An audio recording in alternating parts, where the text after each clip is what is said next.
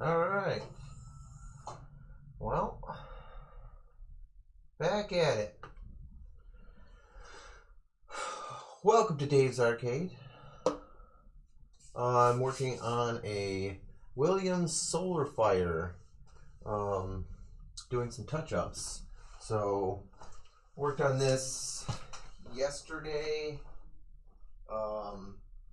Went through and did some of the red and the blue, color matched that and showed the techniques to get those colors. The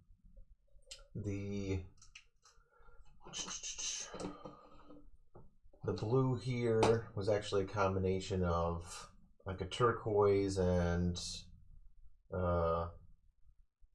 whatever, this other kind of greenish blue. But then the blue was a gradient fill color. So that was the base color of these blues, and then there's a green over top, which I still have to match yet. The red was actually this bright red, pretty dang close. So all the colors, when I finish matching them, I kind of keep those on the playfield off to the side, and then if I find a spot that I missed later, I can mix it up and get that spot. So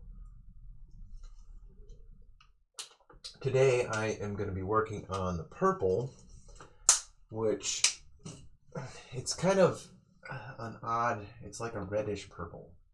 And so I have some colors here that I picked out that were kind of close. So let me zoom in or move the camera a little closer here, show you the purple that I'm talking about is right in here with these numbers. There we go. Okay, so it's it's like a purplish red. So I have this crimson color, which I think is probably pretty close. The cap isn't always the greatest, and this has got some overspray on it, so it's not the greatest representation. But then I have some other darker reds. It's like a purpley red, so I got a brick, cranberry wine. I got out this purple just in case I needed to mix it with the red. Here's a cherry. So these are kind of a little bit off. So I'm going to start with this crimson and go from there. So again, I use acrylic paints from, you can get at any craft store, and I've been using these for years. You can clear coat over these with automotive clear. They don't run. I've never had issues with them fading because when you clear over with automotive clear, you have a UV, there's typically UV protection in that clear coat already, so don't have to worry about that. There is another clear that I've been using lately that doesn't require special tools, and you can roll it on. If you've been following that, I've been doing a Flight 2000 playfield, just re-clearing a reproduction, and that I'm using what's called KBS Diamond Clear, and you can roll that on with a foam roller.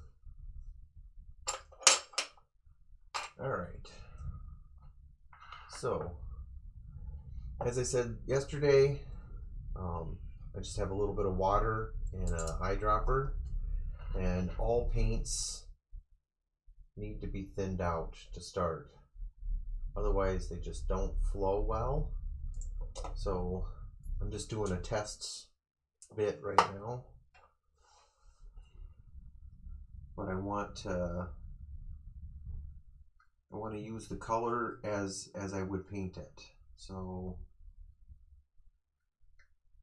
thin it out, and it should be really flowable. Like, for example, when you touch it to the surface, it should give you a nice even line. Like it should flow out, not, you shouldn't see it raise above the surface, otherwise you're going to get brush strokes. So when I match colors, I put the paint directly on a spot where the color is good. So typically on playfields, they sometimes they can have fade over time. I'm not really seeing that, but compare the middle of the playfield that would typically have more wear versus the outside of the playfield, which would have less wear. And essentially you're trying to match, you're matching what's there. So you might have spots of the playfield that are faded more than others. And I can give you an example of this because I can already see a spot. There's one right here where there was a wire over it. It's right here. Let me focus the camera. Right there. There we go. Okay. So this spot right here, you can see this is where a wire form went. And see how the wire went across this spot? See how it's lighter in color? That's that same purple. So likely this lighter color was how it was originally. But I'm not going to worry about that because the wire is just going to go right over top of that again.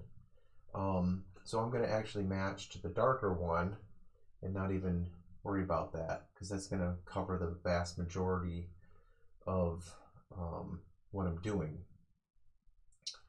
And the other reason I need to match this purple with no other colors, so something else to keep in mind, here's another spot where, so this is going to play tricks on you when you have the color over something else.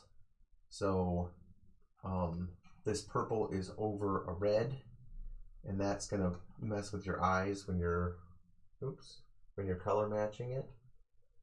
So you need to pay attention to that.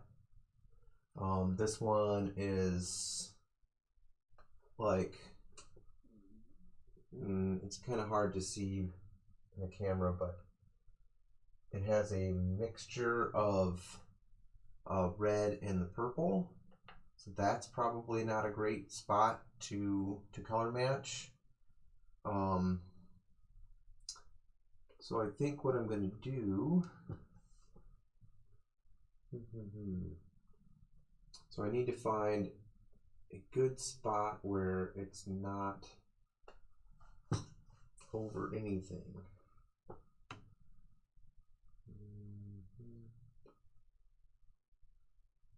You know what? Looking through it, is there any spot where they don't have the red?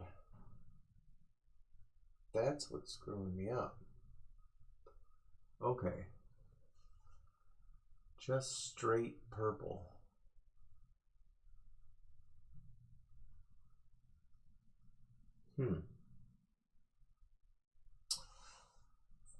I don't see any.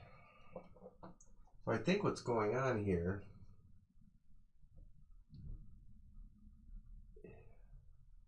you always, on this play field, you always have,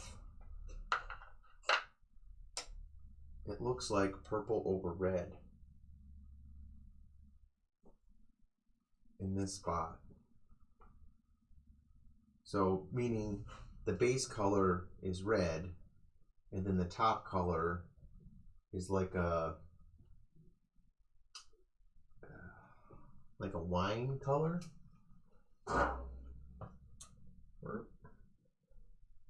So that you have some spots in here. So that's what I suspect, because I can see it right on this edge. I can see that there's red underneath, and then you have purple over top. So it's like this wine color. Anyway, so that's, I'm gonna just have to match it the way that I see it.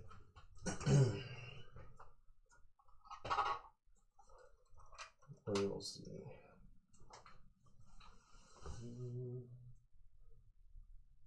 That might be.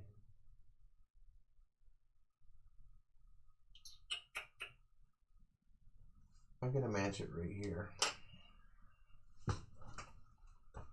So this is off to the side.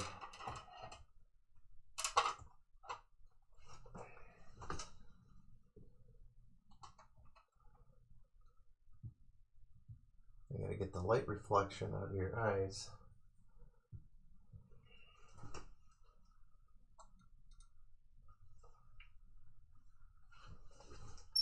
Dang it.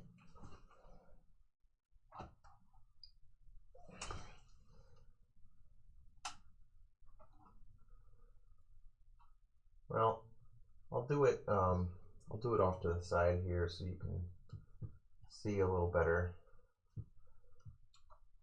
Okay. Looks like I can. Yeah. Okay. So I have this crimson color, which I'm going to try. So I take the little bit of color and I put it directly on the playfield, on the spot I'm trying to match. And then I take a heat gun. If you see in my small camera, this is really just an embossing gun that you can also get at the craft store. I think it's like in sewing section or something. And I put my fingers by the spot so I can feel the heat. I'm not trying to scorch the playfield. I'm just drying the paint.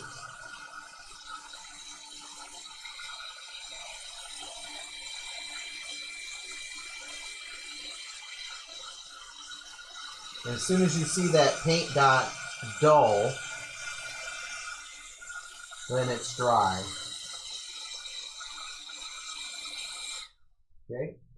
And honestly, if you get the color right, it should disappear in that in the paint around it, or the what you're matching. And this is looking pretty good. But you need to, the next step that I think people overlook is you need to look at it wet. So you got to think unless you buy a paint bottle that says gloss, they all are matte finish paints. And so if you're going to seal this thing, which you likely are, you're going to put clear coat over it, you're going to put polyurethane, you're going to put a protector, you're going to put Mylar over it, something that's glossy clear, right? So you want it to represent that same feel. Okay, so you wipe over it with a little bit of naphtha, and I can see I'm a little bit too dark. So you can see that spot in the camera. it does stick out. So what I'm going to do here is maybe add a little bit of white to it. See if I can lighten that up just a little bit. And to get that spot off, just rub a little bit harder with your naphtha rag here.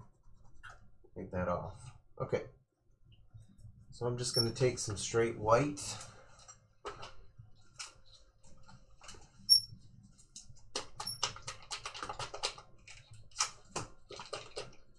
And you want to add just a little bit at a time.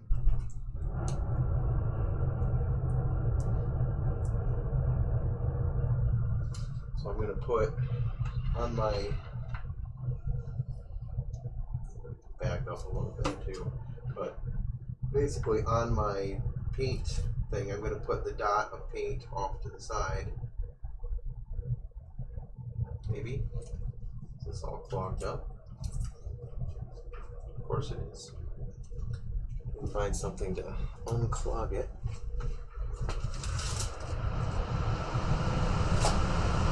I need to shut off my furnace. I didn't think it was that cold out today.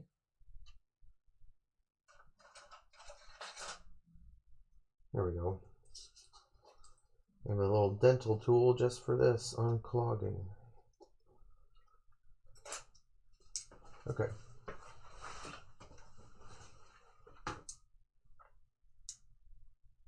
You don't need much. Just a little bit of white.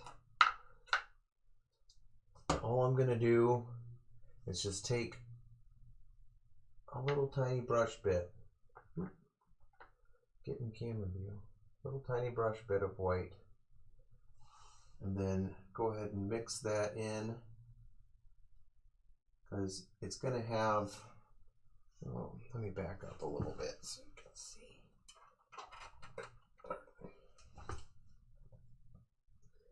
And focus.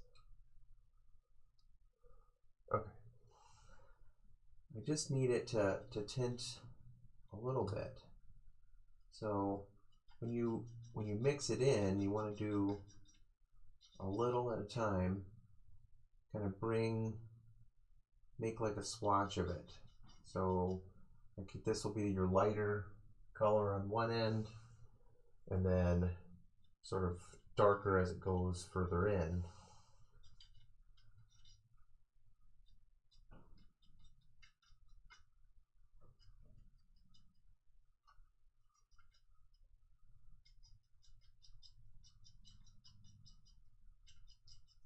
Same goes with black. If you're wanting to darken the paint, do a little bit at a time. I mean, this is a really, really small fine tip brush, and this is what I paint the majority of the playfields with. You don't need it. You don't need big, big tip brushes. You're going to want small, fine thread. That's what I use the majority of it. And get yourself a nice brush. They sell them at, again, the craft store. These they sell in single brushes. It doesn't come in one of them cheap packs. So that'll last you a while. Anyway, I'm gonna try this little bit darker version of it.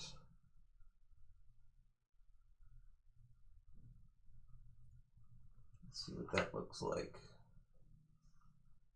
That's gonna be pretty close. We'll see. Okay. So again, with the heat gun,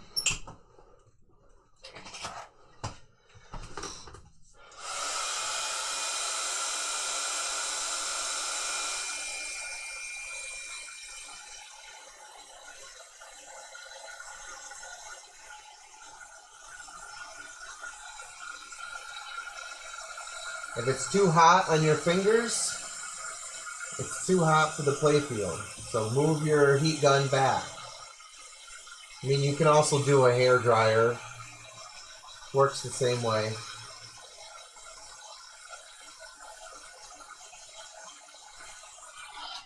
Okay. Take, again, a little bit of naphtha on a rag.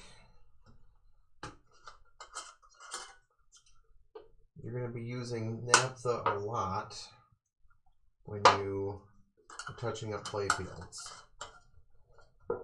So I like the smaller jugs that you can get. It's a little bit harder to work with the big giant ones. Now that is about perfect right there. Yeah.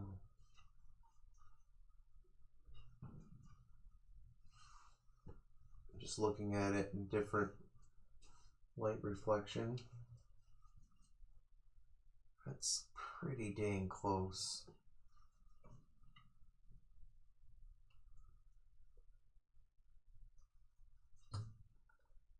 Maybe just a tad lighter I could try. Well, I need to mix up more of it because, again, I have this swatch. So let me do that. I'm right in the ballpark. So my spot was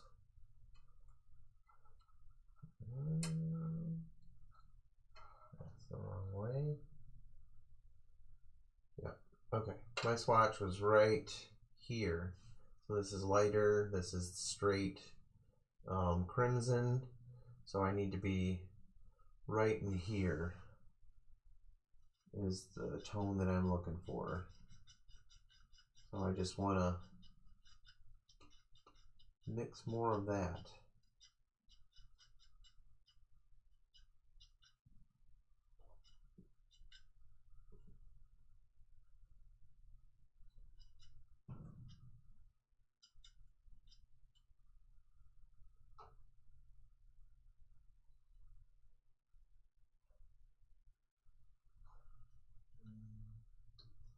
And this honestly should be enough for everything I gotta touch up.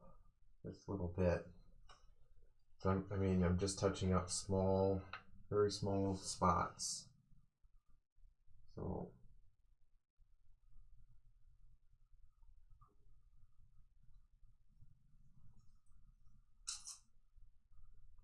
all right.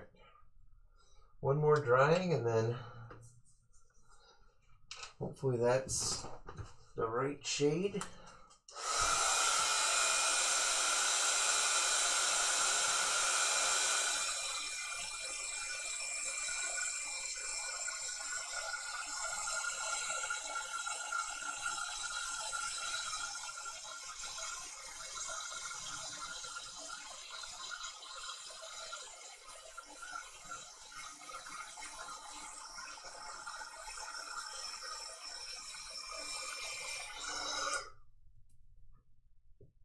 All right.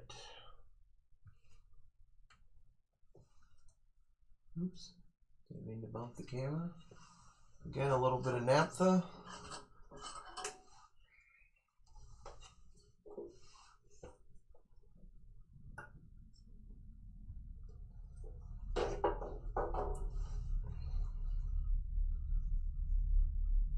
Yep, that's perfect.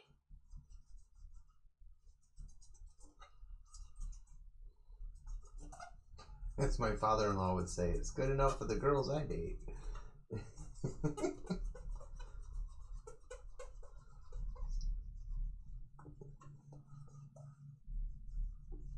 All right. So, back up here. Now I can take all the rest of these bottles that I'm not using, put those back in my cart, keep the one that I matched so you don't mix it up.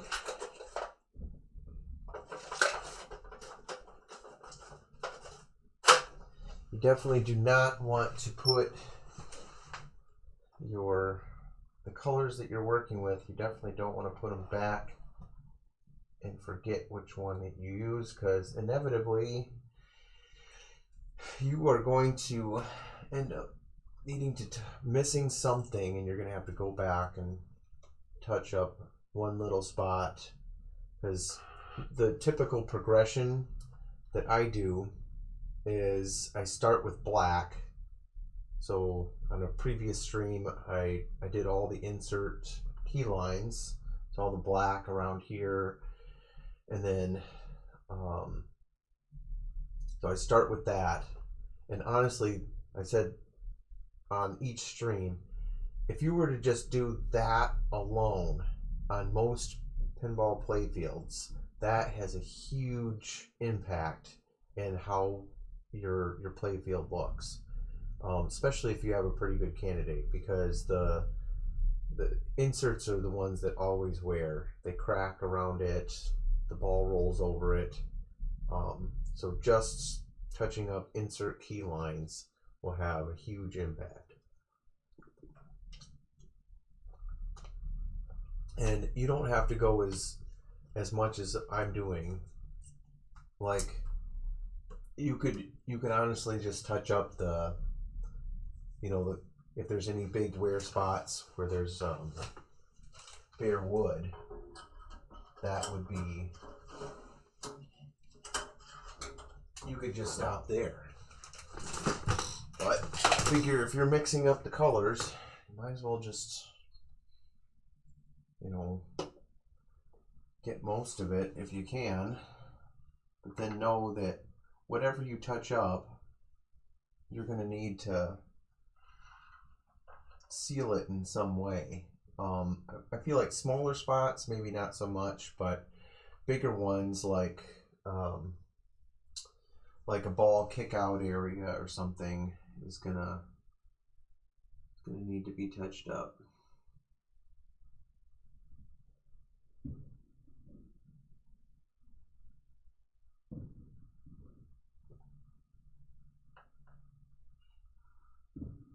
So I'm just kind of doing smaller spots, because on older playfields they get these little bitty chips that come off the playfield, tiny spots. And if you look at the playfield closely,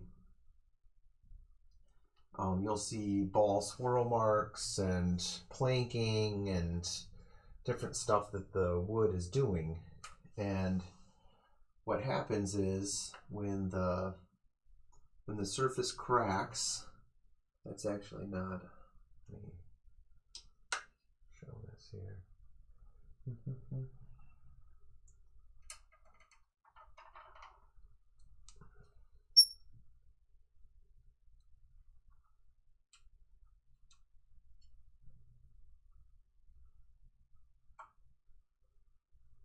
Going the wrong way again.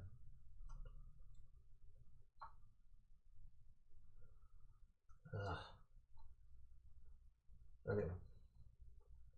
This spot right here is not actually a wear spot, but these little like specks here, what I was talking about, these ball swirls and the flanking and stuff, they all contribute to little spots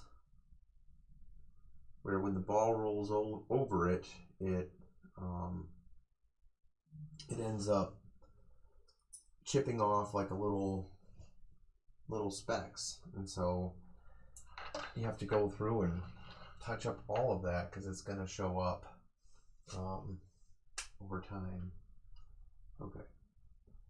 I also have some spaces where I touched up some red previously. Like here, right there.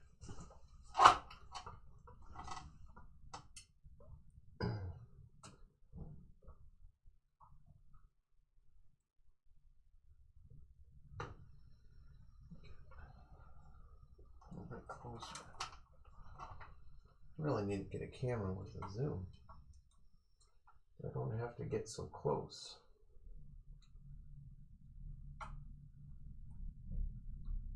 There we go. So I touched up that little spot previously, and it's got these like little doodles or squiggles and stuff. So for this one, I usually take the brush and I kind of spin the end, might even wet the thing so you get a fine point. And then just dip it a little bit in your paint. And then I'm gonna kind of make little squiggle marks.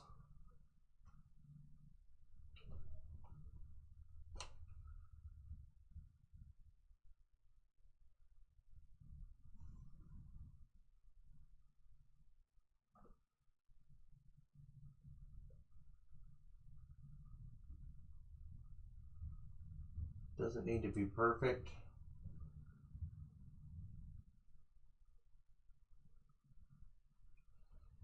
Because it's a random kind of look to it.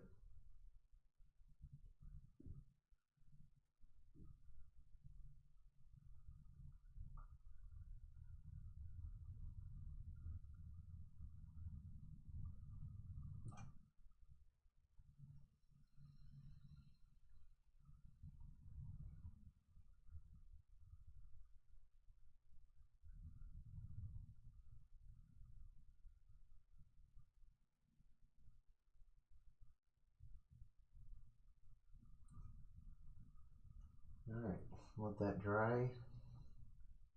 I can see that I have a black sort of key line flame that will run through it as well. So I can, that's, like I said, I start with black and I usually finish with black, because then that's like the last portion is if there's spots where lettering is gone that needs to be painted back. For example, you have like if you had spots here,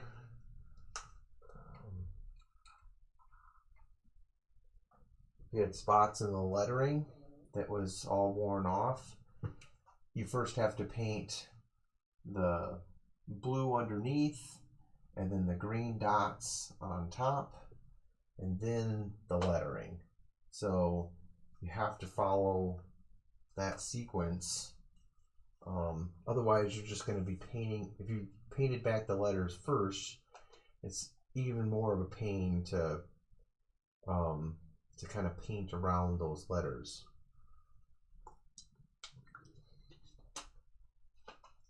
Okay, back to purple.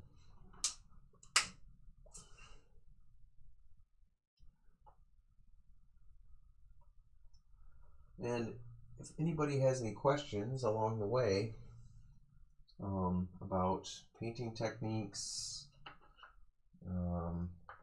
pinball, anything, feel free to post them in chat. I've been restoring playfields for a number of years now, and I've done just about every which way, but this is the fundamental piece, is color matching. This is what makes or breaks a nice looking playfield. You got to get those colors right.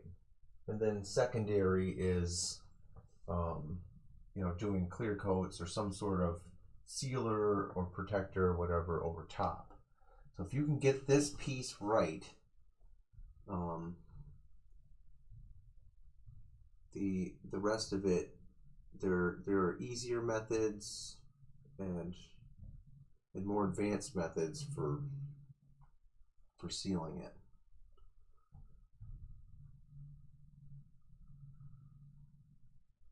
And I will also say I am not an artist consider myself an artist at all. I just practice. My advice on this is, if you don't want to work on a playfield that you on a current game, my advice is go pick up a wall hanger. People do playfield swaps all the time, and at the end of it they have a wall hanger playfield. So you could typically pick that thing up for, a pretty inexpensive, and just practice on it. It's going to hang on the wall anyway, right? So that's what I did. I started with a Stern Memory Lane was my first one, and then I did a Close Encounters of the Third Kind. I mean, the Close Encounters it was in somebody's basement, sitting on the floor or propped up against a wall, and then it got water in the basement, and then it whipped up the playfield, and so the playfield is junk, but it was, perfect thing to practice on.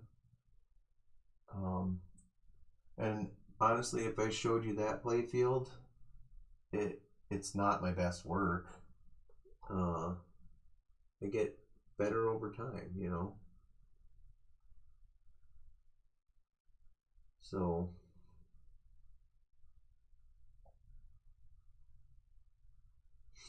you could start with the EM. Typically, EMs have simpler color scheme, solid colors.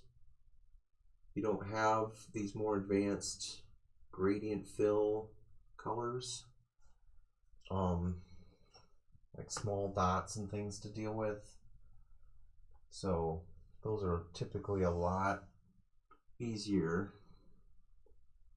and you're going to be happy with the results.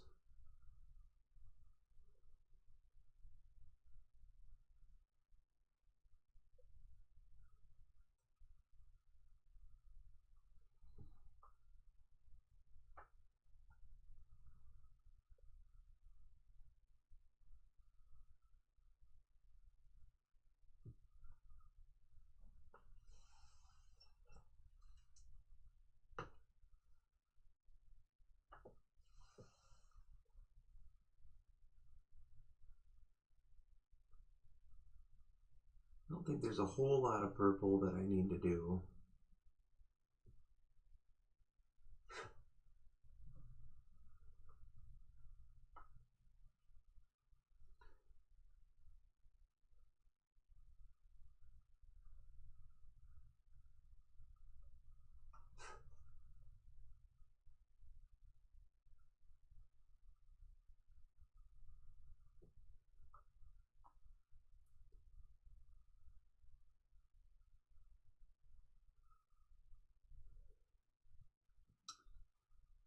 And like I was talking about yesterday,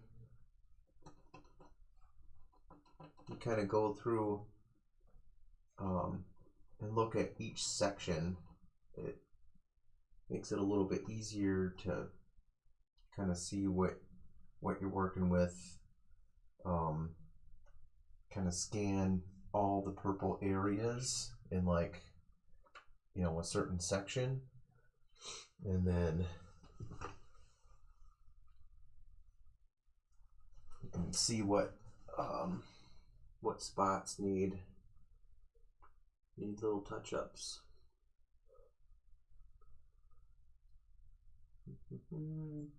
Oh, duh.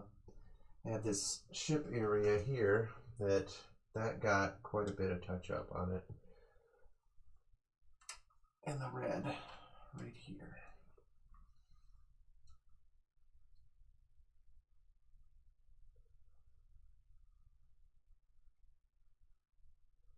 Right there. Okay. So this section, this is where a Mylar piece was taken off.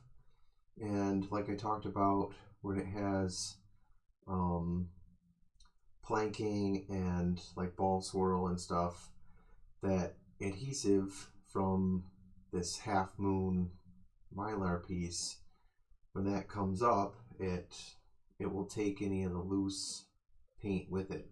So that's can be a scary part of removing mylar, but just be aware of that's what can happen. So again, this is sort of like a random like squiggly lines in here.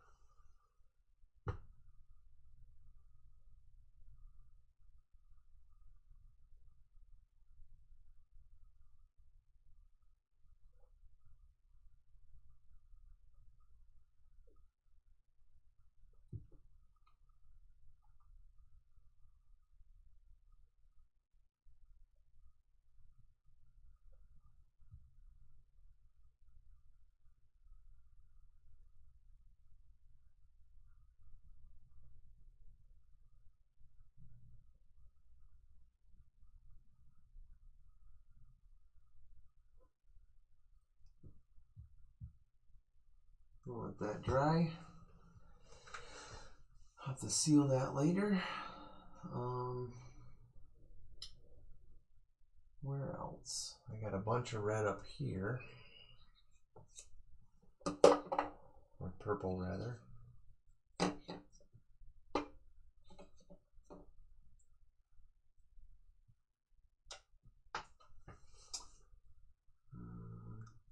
Checking over this spot one more time before I move. Looks like I missed some black right there. Get that towards the end.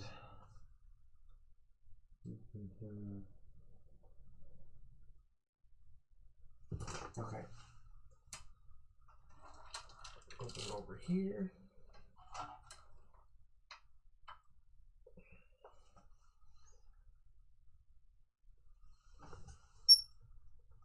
Focus, Dave.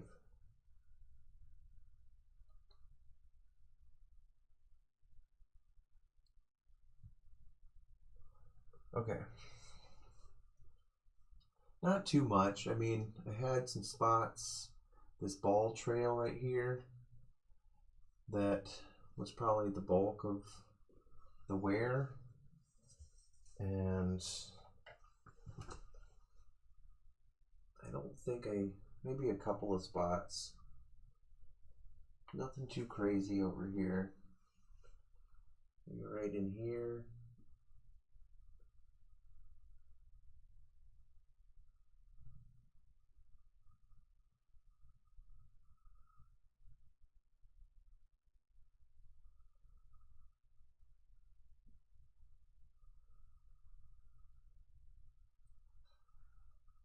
Couple spots.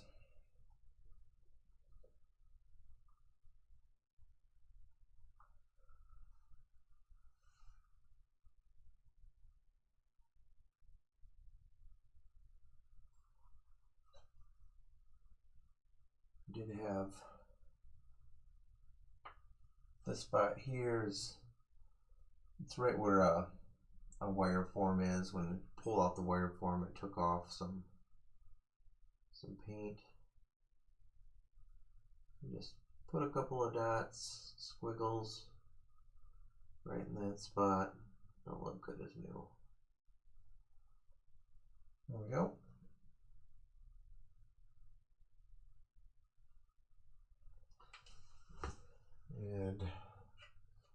See this?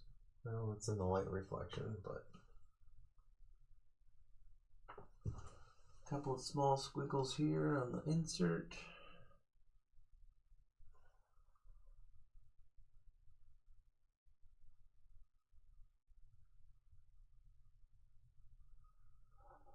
That'll work.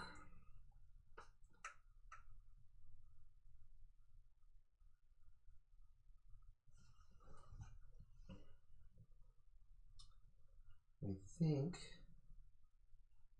my purple is pretty well set.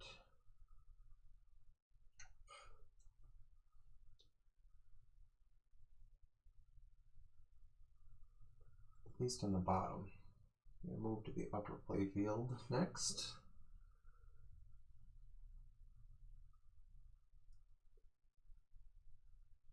Solar Fire is one of 4 playfields, or four different games that had upper playfields from Williams. And I believe this is the rarest of the 4. As Black Knight was the, I think the most production. And then Jungle Lord, Pharaoh, and then Solar Fire. I believe that's the order of rarity. Black Knights, that sold a ton of games. Good game.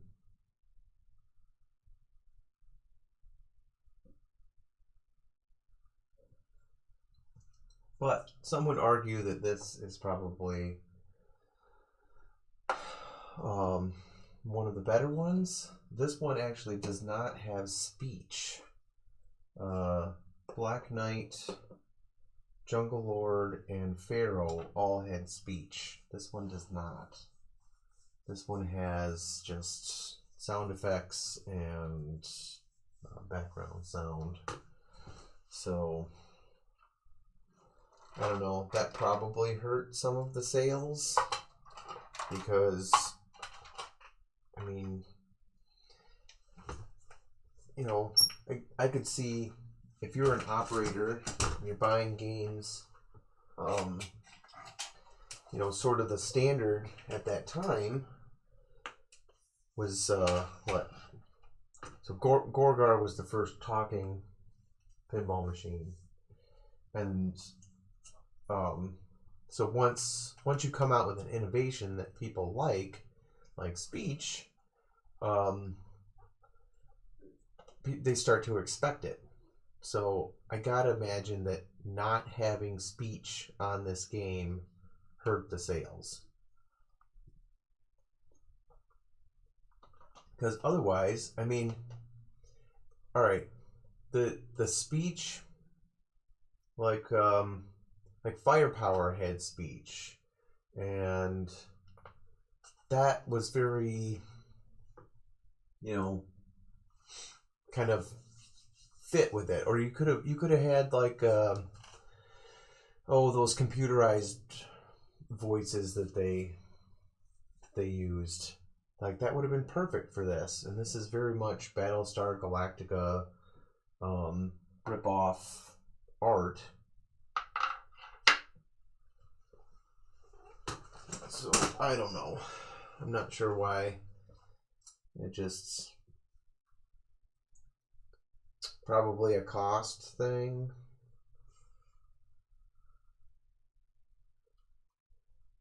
There certainly is a lot of stuff to do in this, for sure.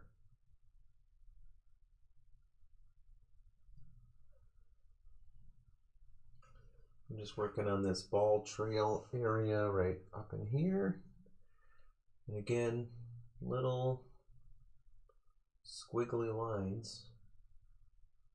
Don't have to go crazy on it. You can barely even notice that, because I just touched up red.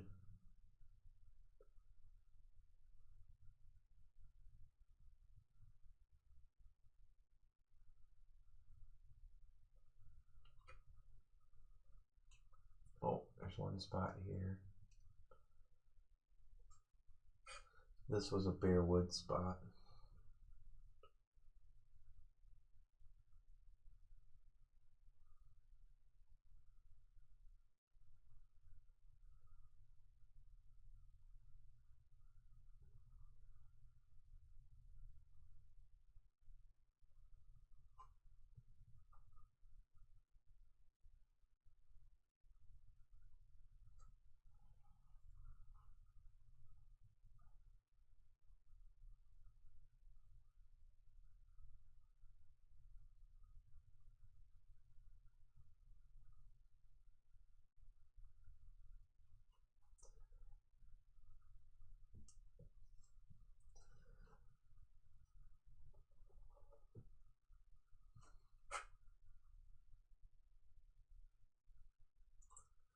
Yeah, I guess that's my only guess. Was why this didn't sell as well.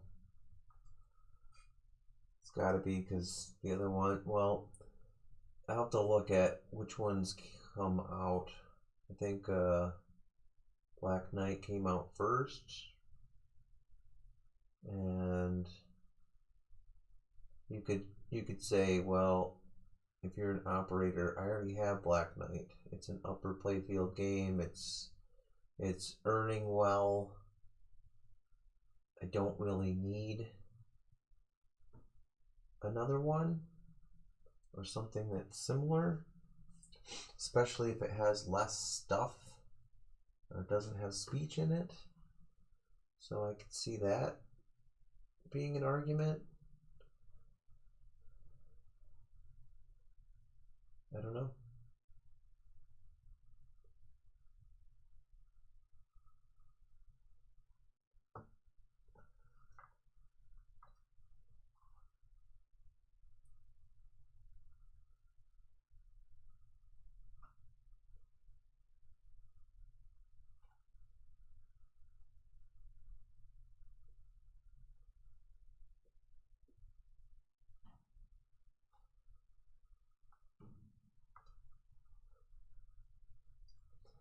For the heck of it, I'm gonna wipe over that with some naphtha and see what that looks like.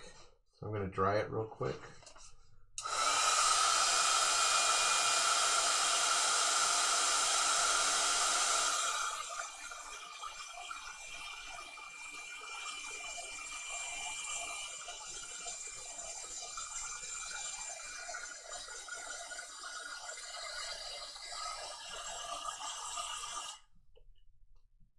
Alright. You can see that, right? Go.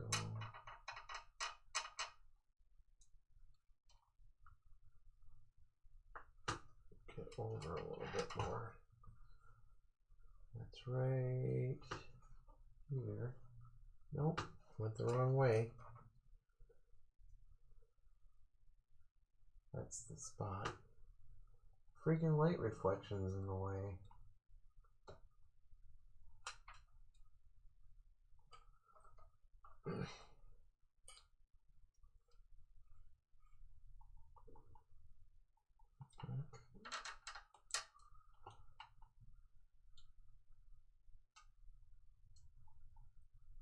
Alright, well, let me do this. Get a little naphtha on the rag and then I'll move the camera back and forth so you can see.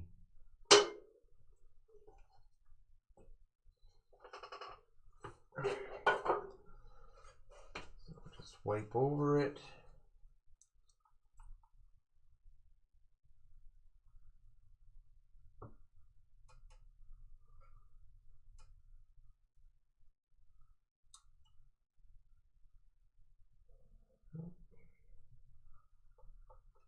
Focus, Dave. I'd say that looks pretty dang good. This is the spot right here. That was bare wood. So, I think that'll work.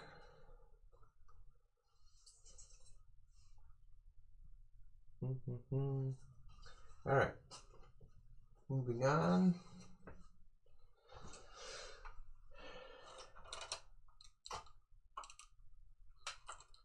What's next? I don't think I have any other purple that I need to do.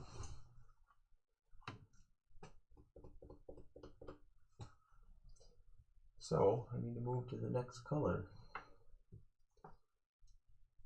That's a couple of spots in here.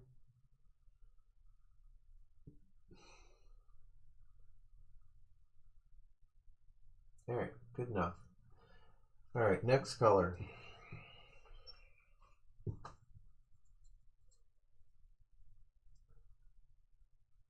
So I need to do some green. Oops.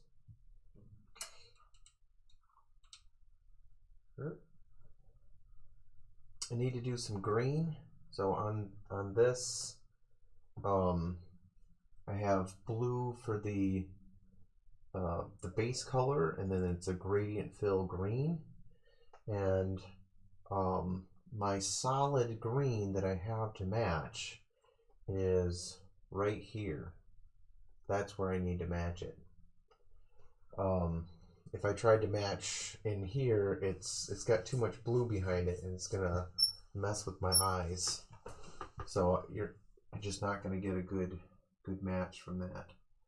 And that's gonna be some fine detail, because I have a spot around this 60 that was painted blue, because that was bare wood here. So I just need to put some dots, and then there's a couple other spots on the lower playfield that need it.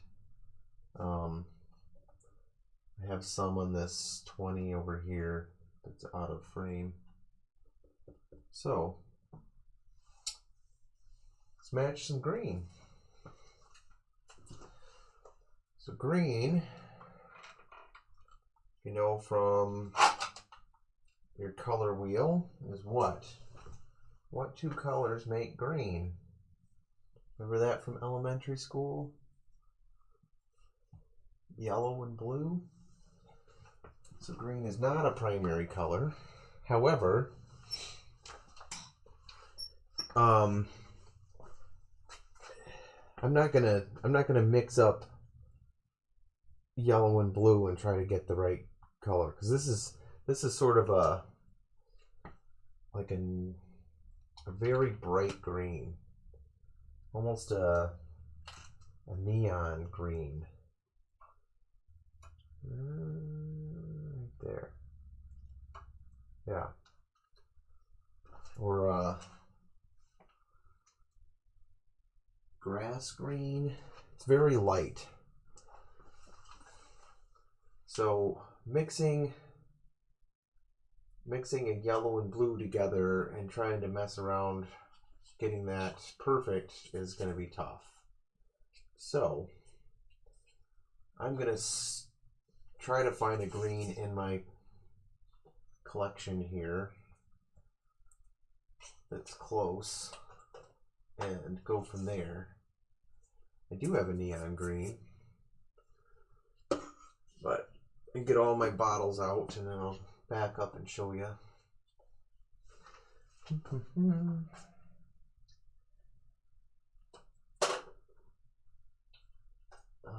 Is it fluorescent? Maybe not, but I'll get it out just to show. Here's a bright. Might be that. Glow in the dark green? Well, so you're not actually gonna get it to, if you seal over it, it's not gonna glow in the dark anymore. Or if you clear coat over it, it won't glow in the dark. How do I know that? Because I've done it. I touched up a Williams Blackout years ago now, and it had all these stars it's a lot of black in the playfield, and it had, I mean, similar to this, little stars everywhere. And I had to paint them in anyway, so I painted a glow-in-the-dark paint all throughout the playfield, and it looks like like a normal star um, in regular light. And it would have looked super cool, but as soon as you clear over it, it has a UV inhibitor in the clear. And so if you were to put it in black light or whatever, it's just not going to absorb the color or the luminescence like it should. So the only way that you can make, if you were to paint a playfield, the only way that you can make it like a fluorescent paint or a glow-in-the-dark paint work, it's going to have to be something without UV inhibitors in it. So I mean, you'd have to like do a test paint of it, and then take whatever you're sealing it with and paint over it, paint over that, and then see if you get the desired effect. I know that some polyurethanes will work in that regard. So, all right, first one I'm going to try, I think this is pretty close. This is just a bright green. Looking at it next to the playfield, it might be a winner. The other ones I have, there's a fluorescent that might be too bright. I have a couple other greens here. This one might be a little dark. And then I got some other lighter ones. So those could come into play if this one needs to be shaded a bit. We'll see. Didn't shake it enough. Folk art paints are really thick.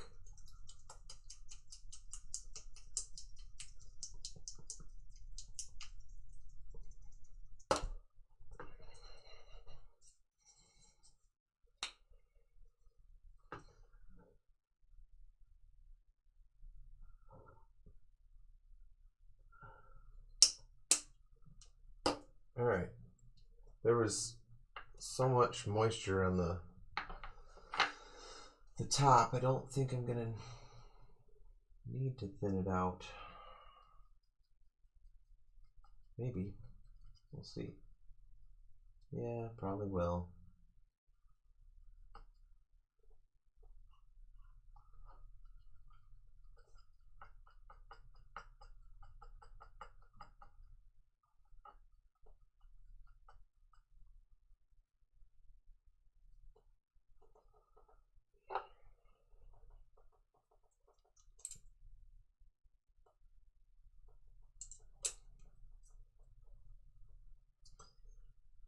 These paints over here that I'm mixing next to are already dry, so I'm not worried about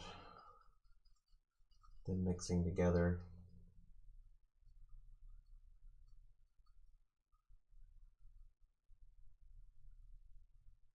All right. I'll just take a little bit of the green. I'm going to put it directly on green here. Oh man, that might be it. We'll see. We're going to dry it first. Do the naphtha wipe test.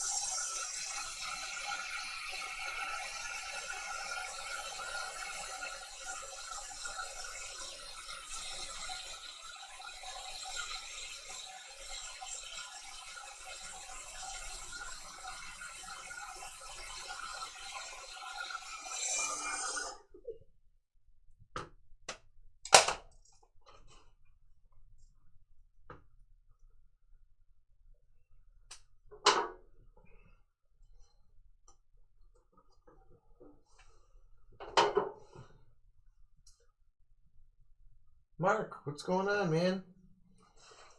How are you doing?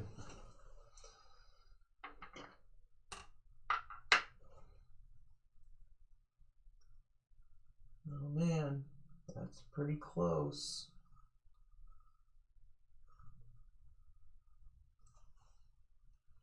That might be the winner.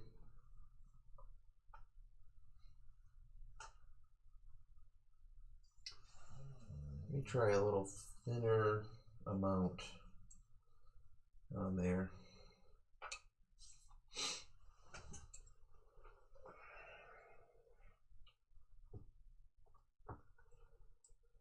Just woke up. Just in time for lunch. Yep. Brunch. I feel like I did pretty good last night. At League. I won. I got quite a few firsts. So I'd be curious to see where I netted out. I think he totals it up later.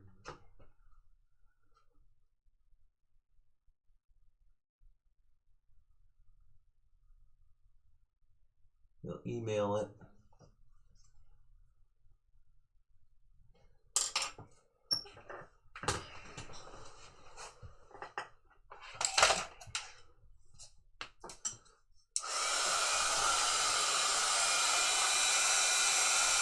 I have never won a league night, so that would be pretty cool.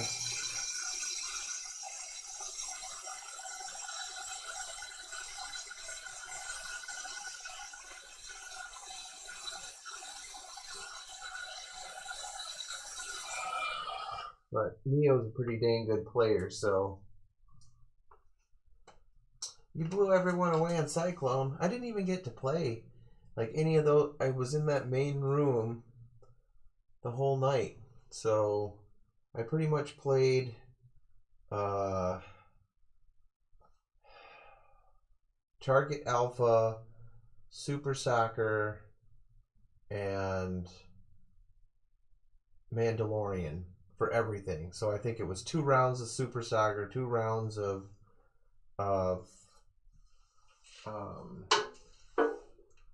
Target Alpha, and then 1 of Mandalorian.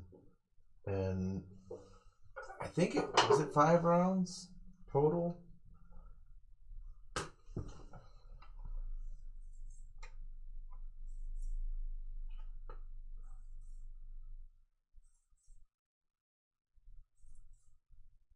I think that will work. Might want to add just a little bit of white to it, just a tiny bit, a little bit brighter, and then I can call it good.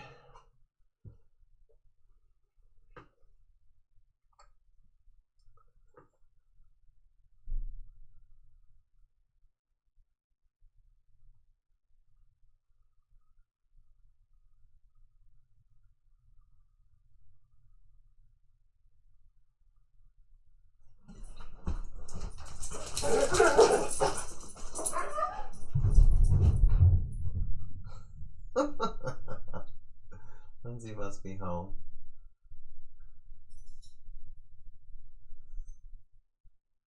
Dogs were on the couch and they heard something, scrambled upstairs and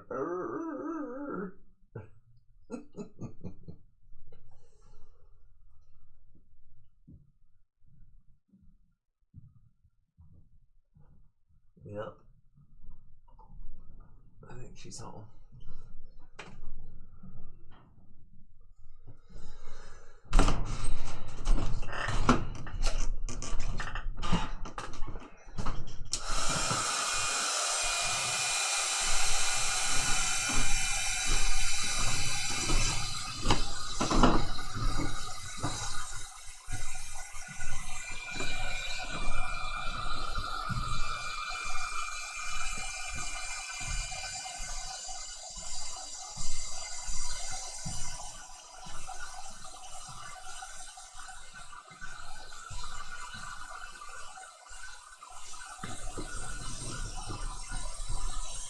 All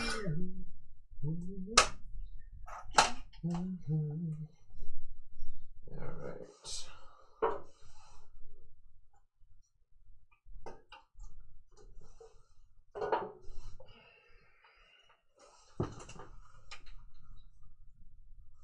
Alright, I'm gonna go with it. It looks pretty dang good.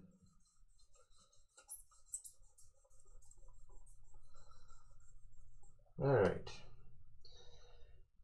There isn't a whole lot of green that I have to touch up, so. And it's really small spots. But it's fine detail. I'm gonna put all these greens back where they go.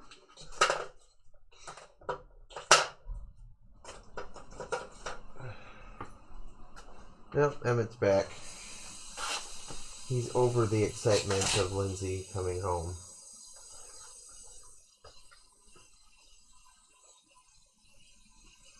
Streaming's dead today for Mother's Day. Well, that's okay. I'm not worried about it. Because I gotta do this anyway. And I don't think my mom cares about playfield touch-ups.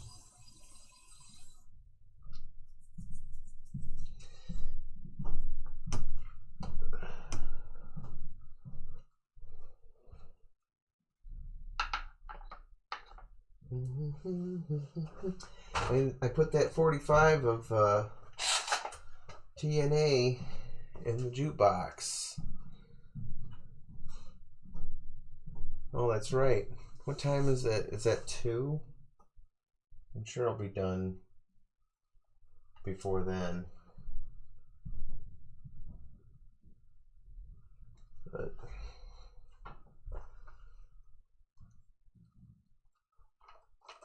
okay. Who's that? NH Polar Bear. Did I ever complete the other playfield I started a couple months ago? This isn't the same, or am I mistaken? You mean the Flight 2000? The one I was clear coating? This is a Solar Fire. So I'm doing 2 playfields. The Solar Fire, or the Flight 2000, is a reproduction, classic playfield reproduction.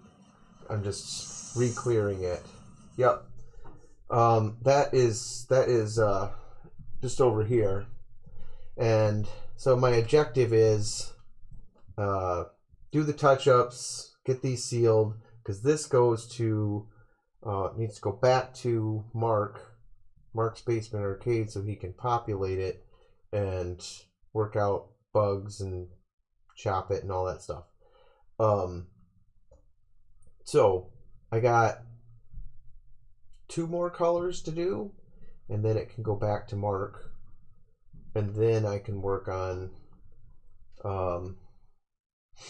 doing another round of clear on that Flight 2000. So yeah, things kind of get busy and can't always work on stuff. So let me see if I can get a better angle so you can see what I have to do here. No, you didn't miss the conclusion. It needs some wet sanding and another round of clear, so it's not super duper exciting.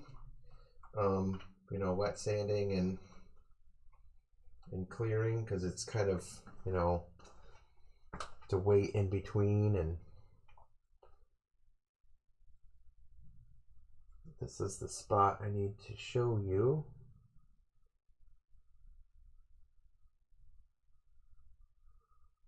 That damn light reflection. It's right there. I need to get closer. Right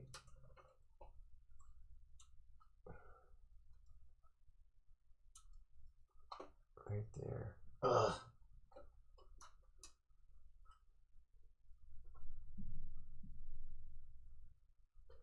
Yeah, life does get in the way. I had vacation 2 weeks ago, Midwest Gaming Classic last week. You know, work, stuff like that.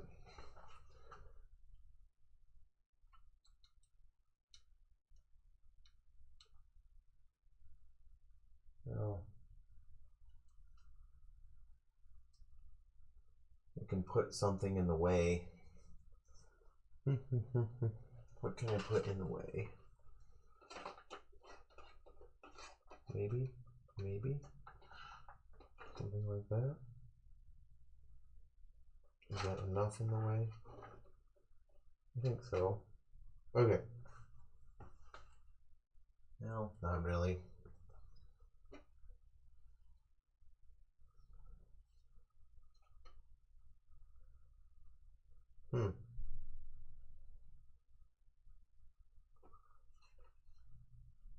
Why is that?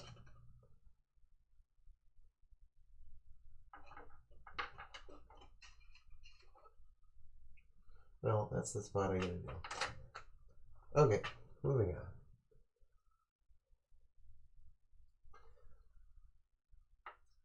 So this is such fine little spots.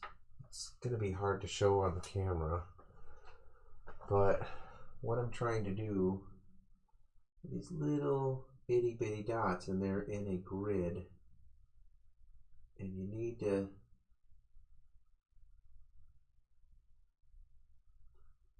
to get them the same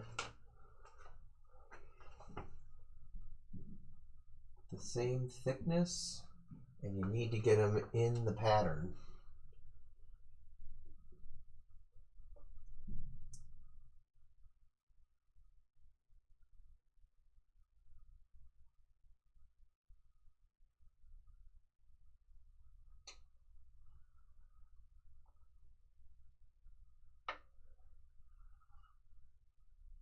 So you can kind of like find the line. So hopefully you can see this. Get even closer. Man, it's so hard to show.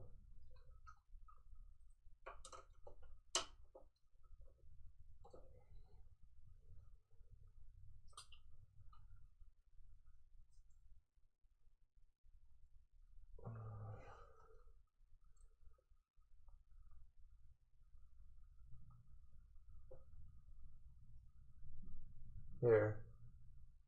I think you could see. Maybe. The little tiny dots. That's what I'm doing.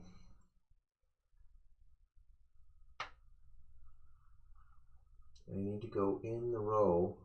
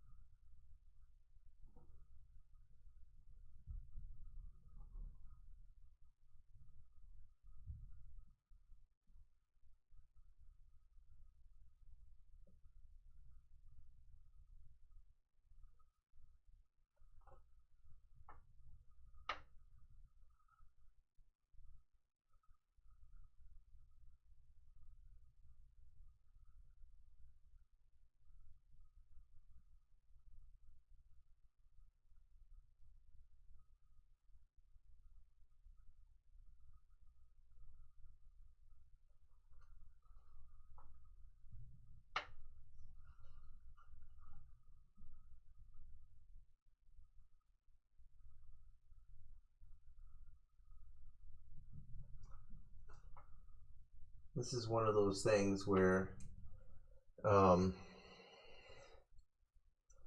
like, if you're inspecting a playfield touch-up job, it's like you really have to look for it.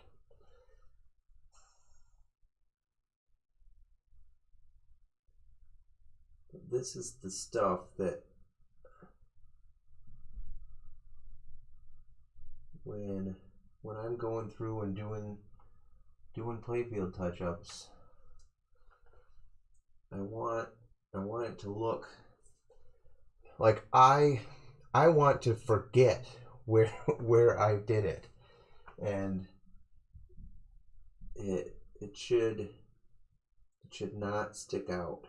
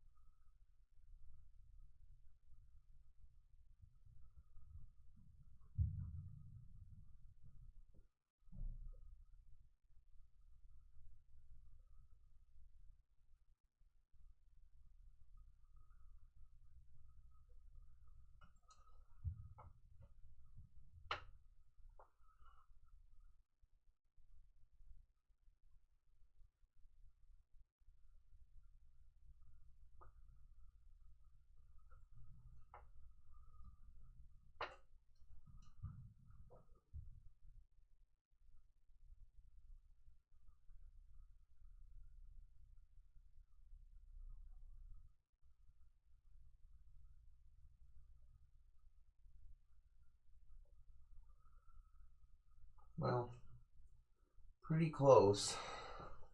Let me get in there closer and show you. Try to.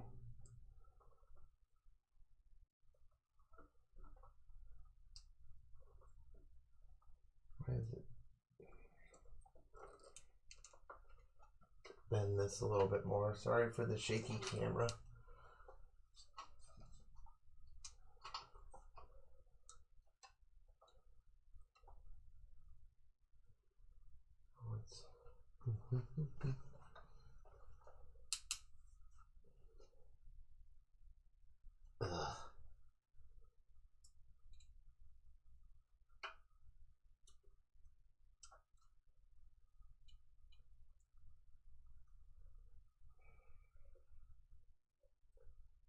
It's about as good as I can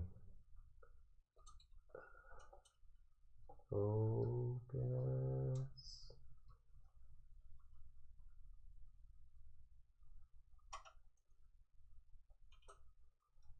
Nope, other way.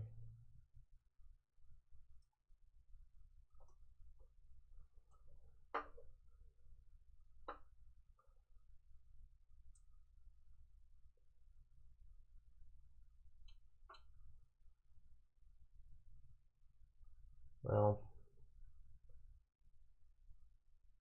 I can't show much better than that.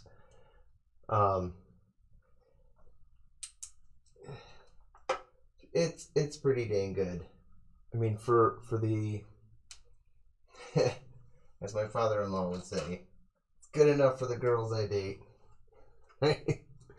So,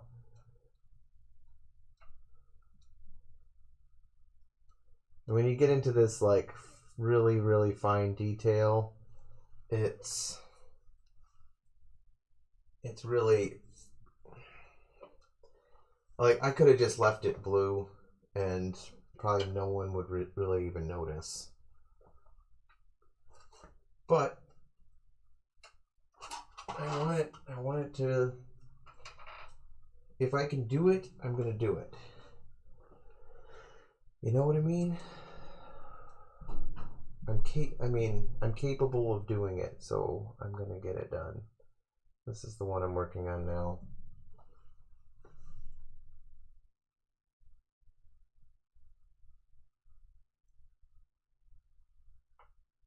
So again, a really fine point. I need to follow the grid.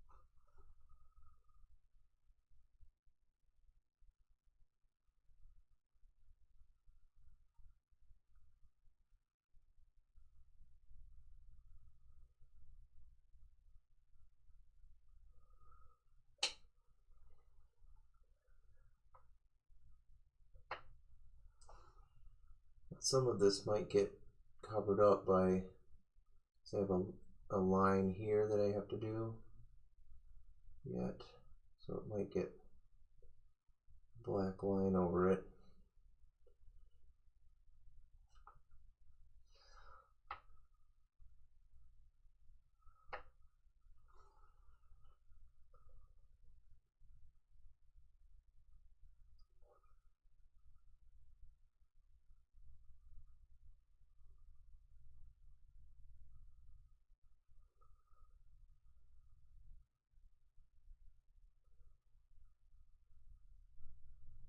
I'm pretty happy with that.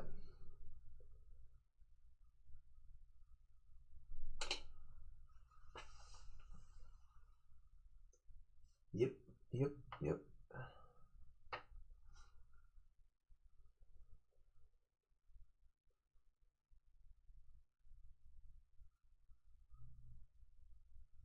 Okay. Good enough there. I got a couple more dots on the other side. Right in here.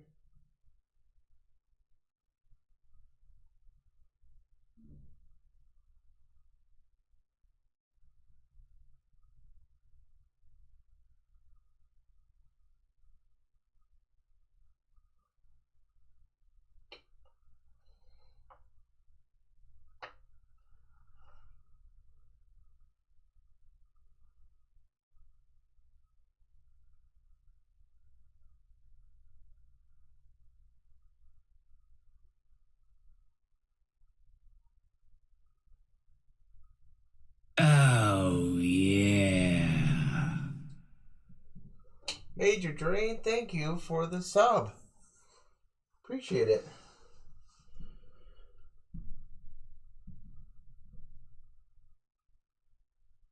Alright. Where else? Oh, I have one spot right over here by the 3x. Get you guys out of the light reflection there. Ugh.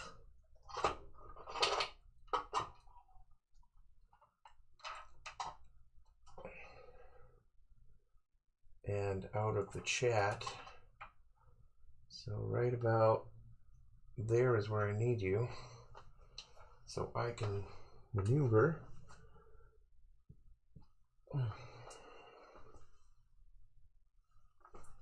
Okay. Just a few more dots.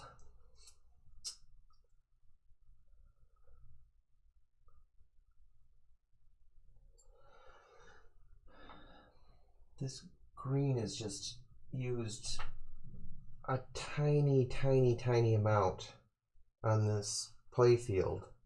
They could have probably gotten away with not using it, but they wanted some shading effect.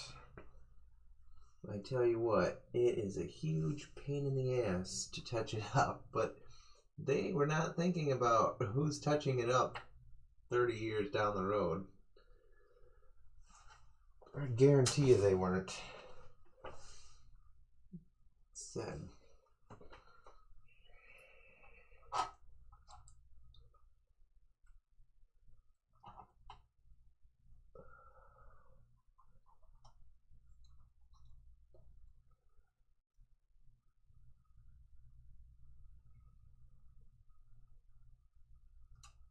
Oops, sorry. Sorry for all the camera movements and bumping it. Oh, careful. Stop. Stop moving. Alright.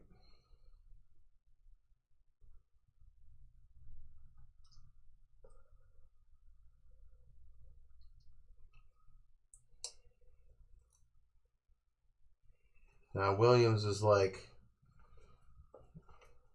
they had the foresight say, fuck that Dave guy touching up the gradient fill. I'll show him. No.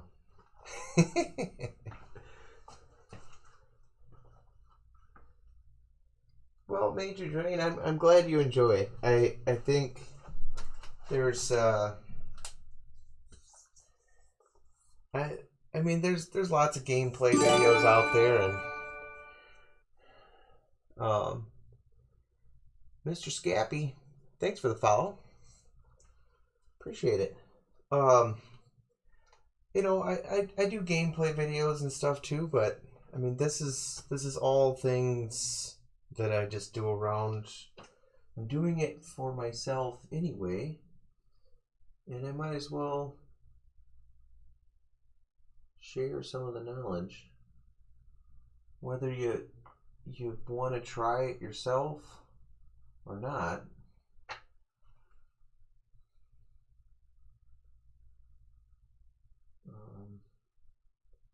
So I'll do other stuff, like I'll show board work, and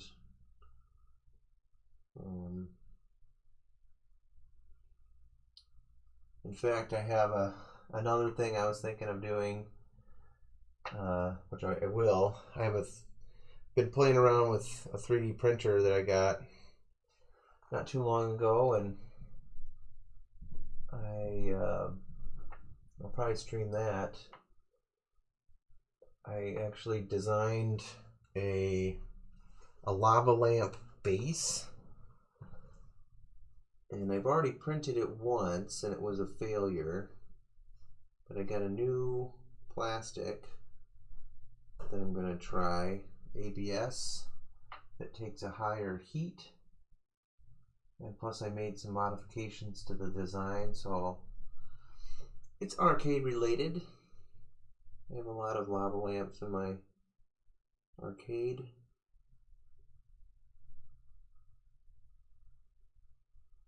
So I wanted to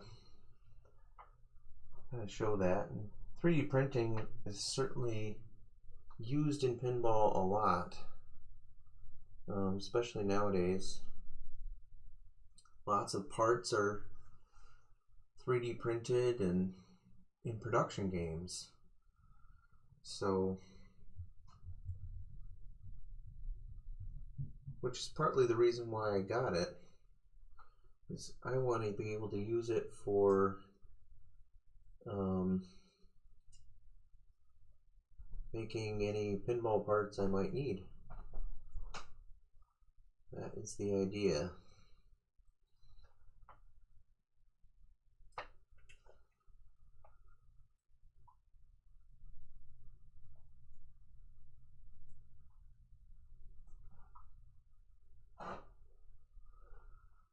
All right.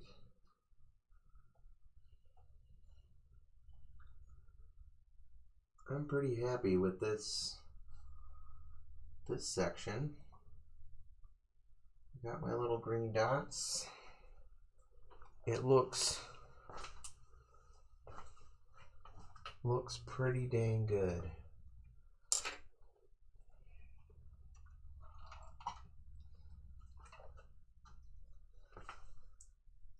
Sorry you're not able to see the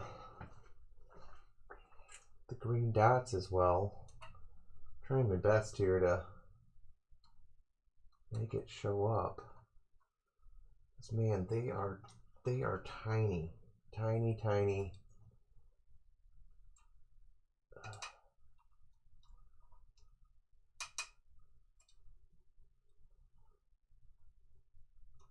Yeah, there, you can kind of see. So that's the one spot that I did. Get really close.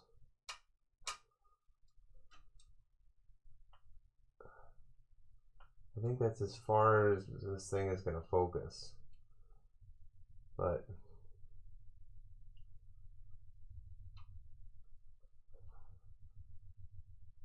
like I said, it's kind of almost barely noticeable because the green and the blue are very close in color. I'll show another example of gradient fill is on this ship, and you can see that better. because it's black. It's blue, but with black dots. And you have a thicker, or a higher density of black dots on this end of the ship, and then it gets less and less as it goes towards the center. And so when I'm painting those little dots, it's you have to get it in the grid pattern, and you have to get the squish of the dot the same as the other ones. Otherwise, it's going to look off. So, as you can imagine, it is a pain. So, if you have to do a big giant area,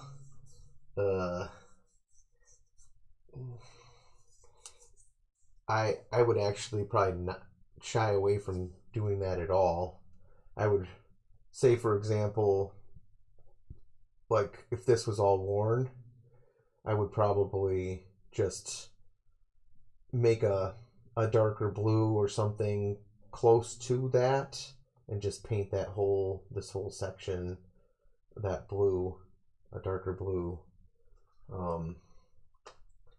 So that it's easier when you have a smaller piece to touch up. All right, any more green? I do have some over here on the bottom playfield. It's not a lot. It's on these posts here.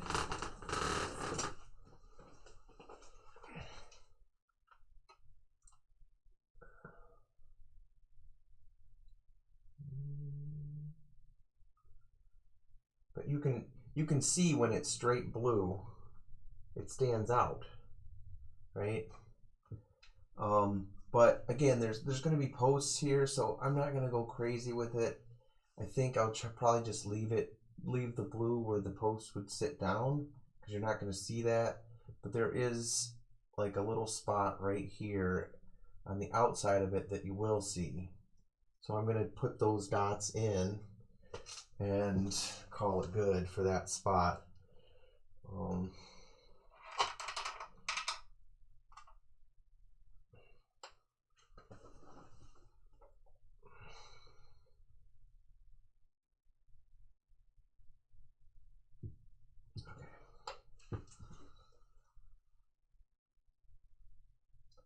Like I said, as long as you got the green or the color mixed up, get all your touch-ups done in one shot.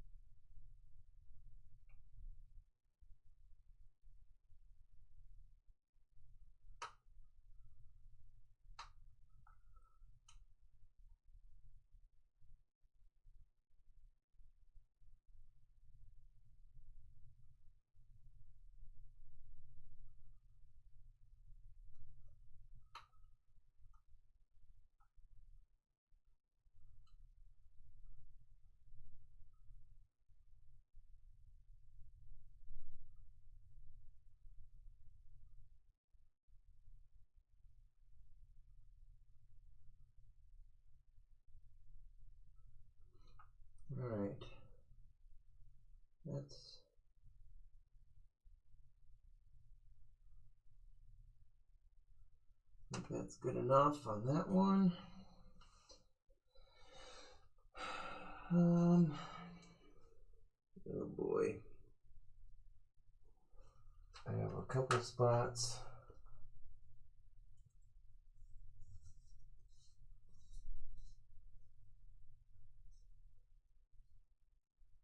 Yes, I am holding my breath.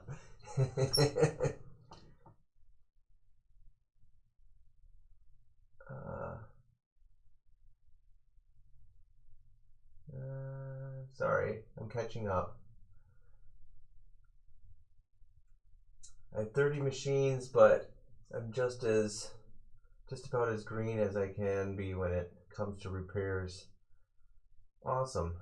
Well, it the more you learn, the easier it becomes. Yes, I will be spot clearing these for the most part, and I'll be able to see because it's a duller color. Yes, Board Dog, it is awfully quiet, and I was holding my breath.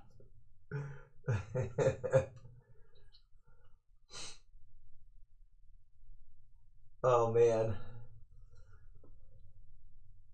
Mr. Scappy, yeah, you need to be in the right state of mind when touching up. You need to be calm, so you have a steady hand.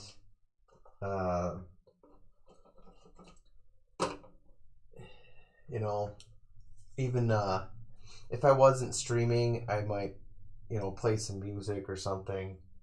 You just kind of get in the zone and um, keep plugging away at it. But it can be soothing, like a meditative type thing. I know Board Dog's done some touch-up work.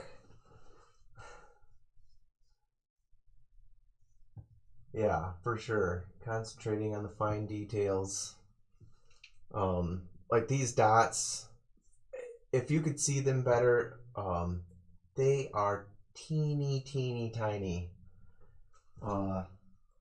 So because it goes, if you look, it goes in a grid, and it's just it's a little nerve-wracking trying to get it perfect. But like I said, like, who's really gonna notice other than me? Probably nobody.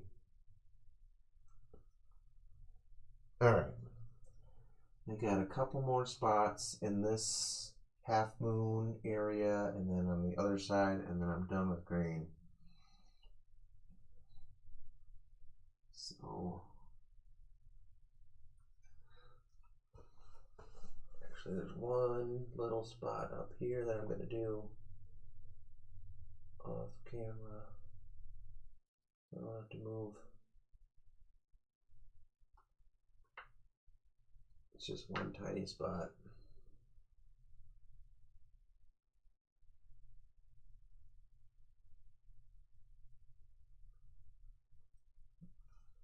Not worth moving the camera. Okay. Over here.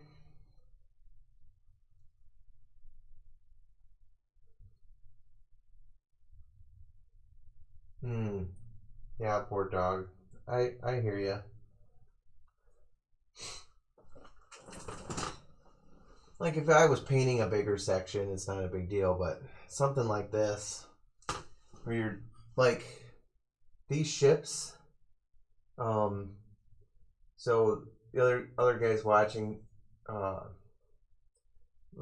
both Board Dog and myself have done Alien Star playfields, and there's some ships with really fine detail in them.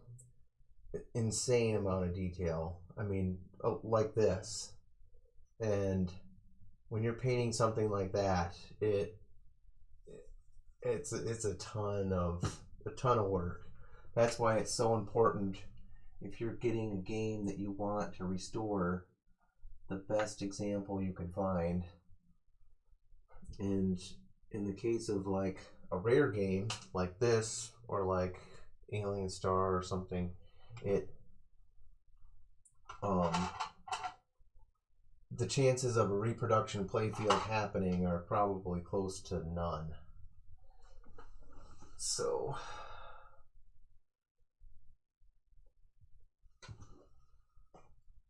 it's either that or you gotta send it out to somebody and then like how much detail are they gonna put into it? How good a job are you trusting them with doing on your playfield? So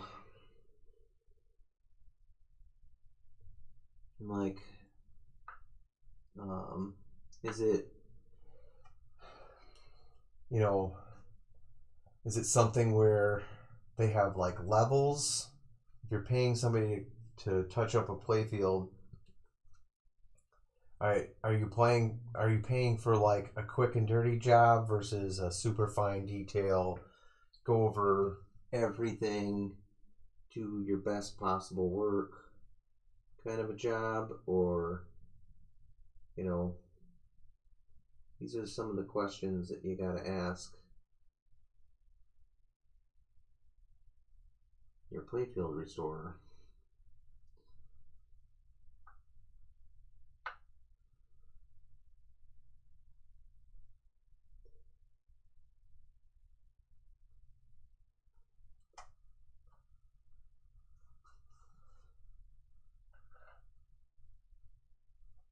Sorry, I have to move this out of the way. I need a little bit more light.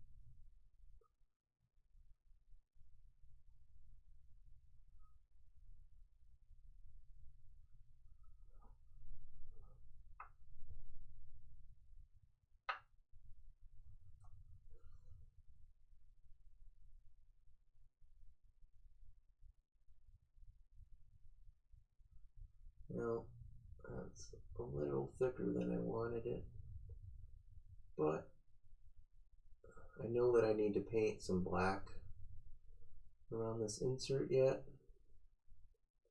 so that is okay.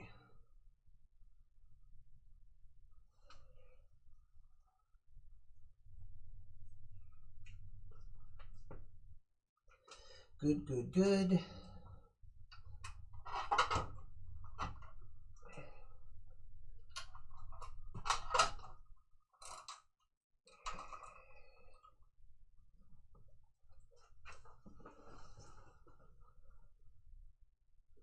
I'm doing right here. Right in here. This needs a couple of dots, and then I'm going to be done with green.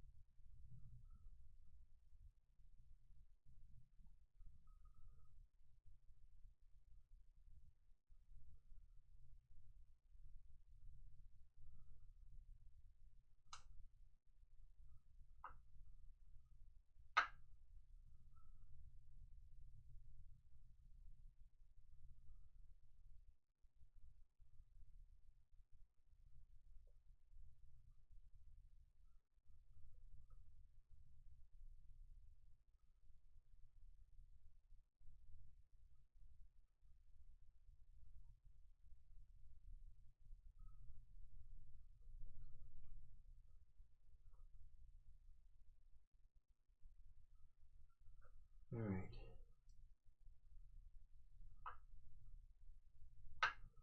Got one by this insert here, and I think that is going to be good.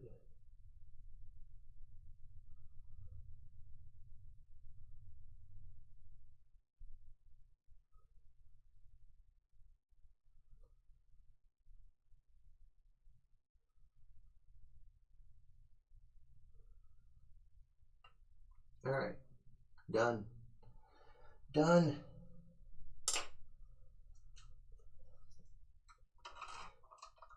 All right, what's my last colors? I need. I should be painting Mom's nails. C&K.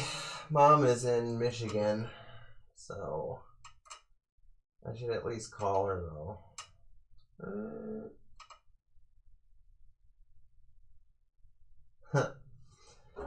All right, so I have the blue is done, the green is done, red, purple, those are done.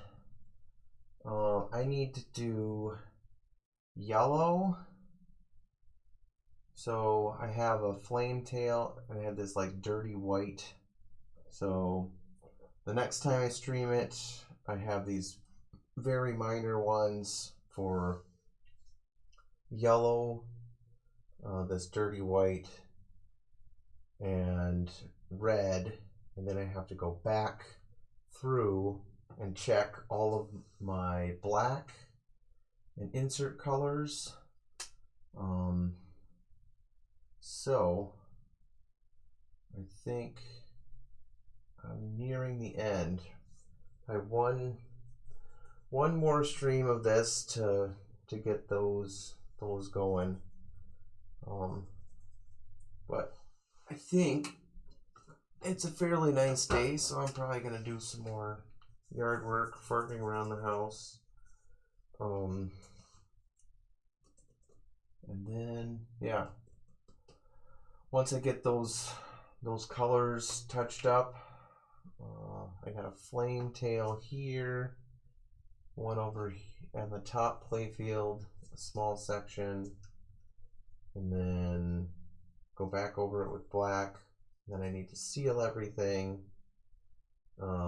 which mainly I'll probably be doing just the major areas where it was bare wood. I'll be able to see where they're at, and then I can give this back to Mark to populate. So, all right. C&K, we'll see you later, and I am going to end the stream here.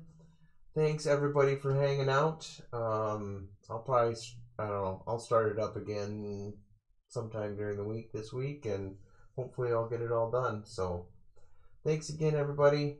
I'll catch you next time.